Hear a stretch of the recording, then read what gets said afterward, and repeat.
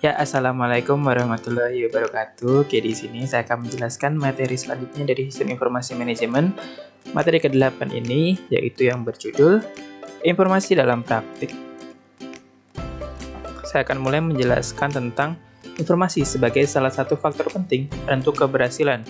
Pada tahun 1961, di Ronald Daniel dan McKinsey & Company, salah satu perusahaan konsultan terbesar di Amerika, perkenalkan istilah Critical Success Factor atau CSF, atau itu bisa dikenal dengan faktor penting penentu keberhasilan. Adalah terdapat beberapa aktivitas penting yang akan menentukan keberhasilan atau kegagalan bagi sebuah jenis organisasi.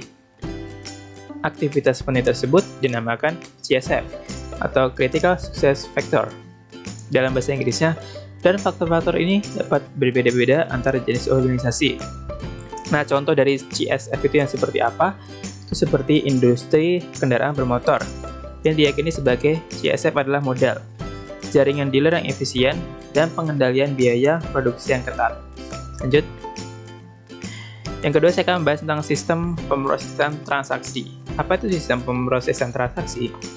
Jadi, sistem pemrosesan transaksi itu digunakan untuk menjalankan suatu sistem informasi yang mengumpulkan data yang menguraikan aktivitas perusahaan, mengubah data menjadi informasi, dan menyediakan informasi tersebut bagi para pengguna yang terdapat di dalam maupun di luar perusahaan.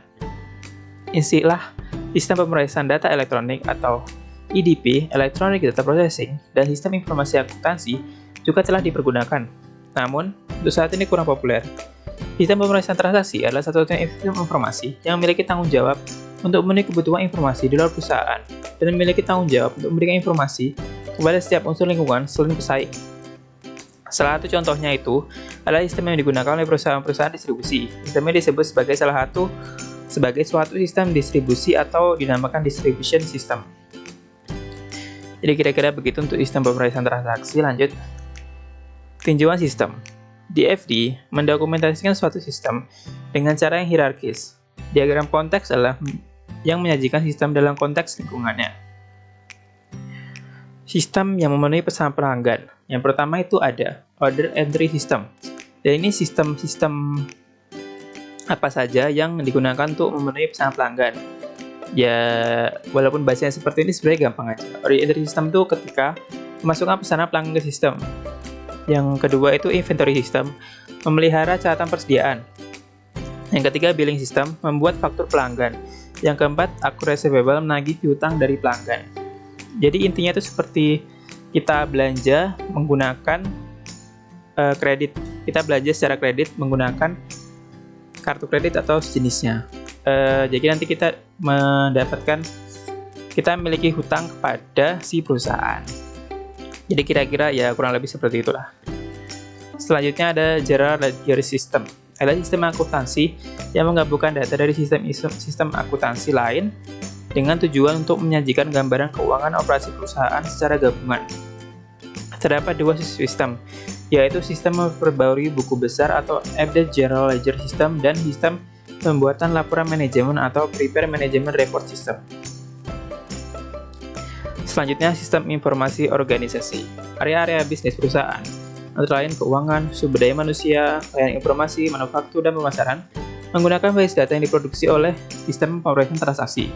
Ditambah data dari sumber lainnya untuk menghasilkan informasi yang digunakan oleh para manajer dalam mengambil keputusan dan memecahkan masalah. Selanjutnya, sistem informasi pemasaran.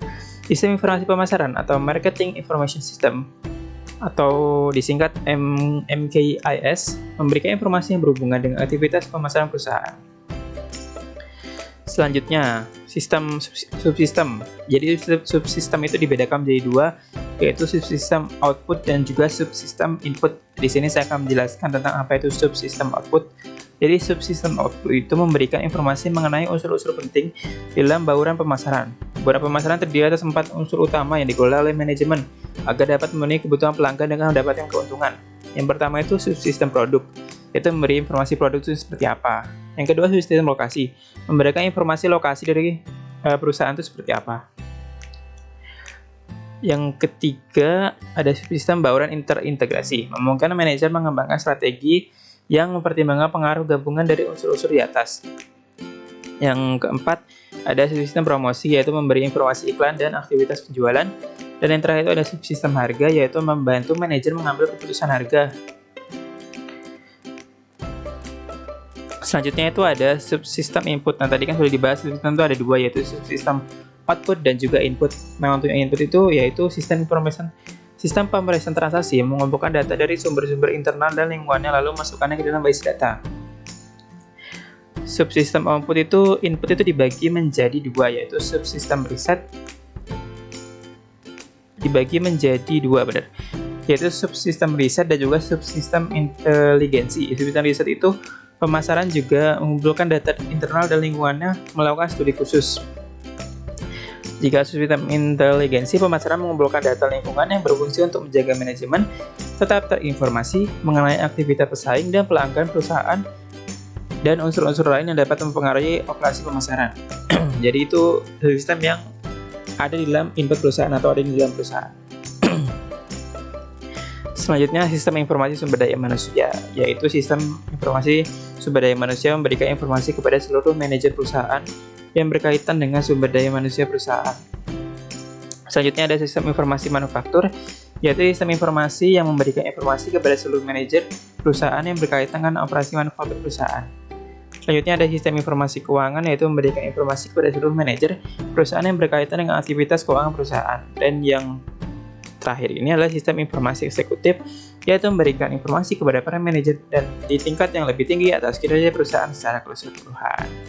Oke, terima kasih buat teman-teman yang udah menonton. Semoga teman-teman dapat memahami materi di bab kali ini. Saya pamit undur diri. Wassalamualaikum warahmatullahi wabarakatuh.